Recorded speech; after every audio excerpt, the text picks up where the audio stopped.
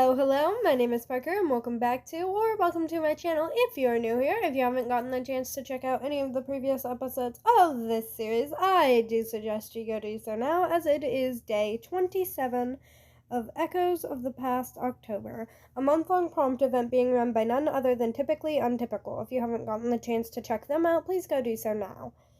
Okay, today's prompt is Abandon all hope, ye who enter here. Dante Inferno. There, of course, are some trigger warnings for this episode, as with all of the previous episodes, and I do suggest you go check that description, as viewer discretion, as always, is heavily advised. I do apologize if I'm hard to hear. My voice is going out once again. Okay, and without any further ado, this would be my story, A Dead Forest.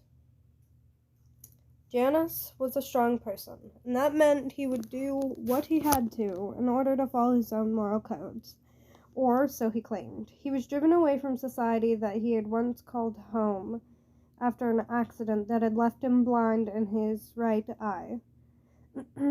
He was an intelligent man, and was even a lawyer before it had happened, but those things come with a cost.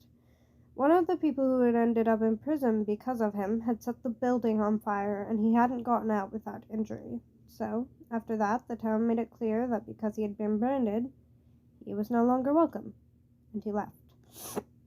He didn't mind, but when he left the dead forests, he was aware he became an urban legend to many of the townsfolk.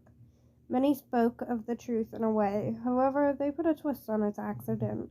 Some mentioned the swirling magic that followed him on the way out. His favorite, though, was the way they talked about his working eye glowing as he turned towards the town one last time.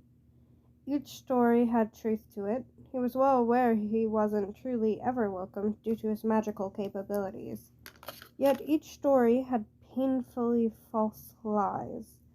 Sometimes it almost felt as though he was being told the stories by the wind every time they got a little more far-fetched.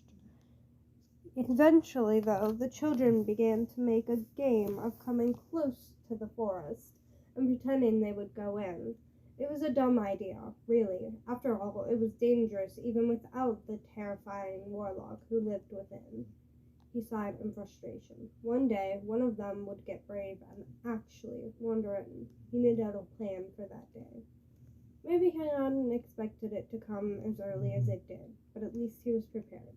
He had just set up for the occasion when a surprisingly brave pair of twins began arguing over who could find the magic snake man first. He listened contently, waiting for the boys to go through with it or chicken out. They almost reminded him of himself at this age. The fog he set to magically roll in when someone entered other than him began to fill the forest, and he sighed slowly. He began to speak slowly and honestly, glad for his charm for his voice. To those who wish to enter here, past this point you shall not be shown mercy, despite age, gender, or size.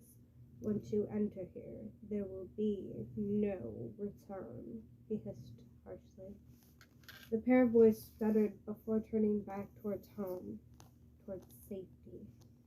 So, Janus stood alone again, in the middle of a dead forest, knowing that loneliness was the only thing that could truly never leave him.